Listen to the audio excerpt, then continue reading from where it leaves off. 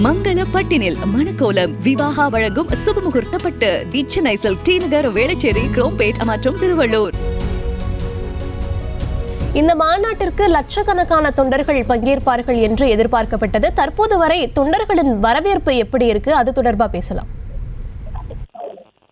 அதாவது சேலம் மாநகரை குலுங்கும் அளவிற்கு திமுக தொண்டர்கள் தமிழகம் முழுவதிலும் இருந்து அங்கு வந்துள்ளனர்.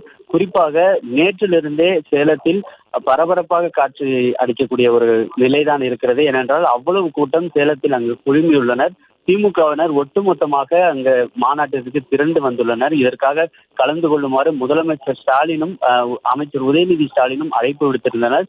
அதனை ஏற்று அனைத்து மாவட்ட செயலாளர்கள் தலைமையில், இளைஞரணி செயலாளர்கள் தலைமையிலும் தற்பொழுது திமுகவினர் குழும தொடங்கியுள்ளனர். இவர்களின் வருகையின் காரணமாக சேலம் மாநகரம் முழுவதும் தற்பொழுது கூட்டம் காணப்படுகிறது. தற்போது அந்த மாநாட்டு அரங்கினை முதலமைச்சர் மு.க.ஸ்டாலின், துணை பொதுச் செயலாளர் கனிமொழி உள்ளிட்டோர் இணைந்து ரிப்பன் வெட்டி திறக்கக்கூடிய காட்சிகளை தான் நாம் பார்த்து கொண்டிருக்கோம். அதைத் தொடர்ந்து மாநாடு அதிகாரப்பூர்வமாக தொடங்கி வரவேற்புரை, தொடக்க உரை, தலைமை உரை உள்ளிட்ட உரைகள் ஆற்றுவதற்கு தலைவர்கள் தயாராக இருக்கின்றனர்.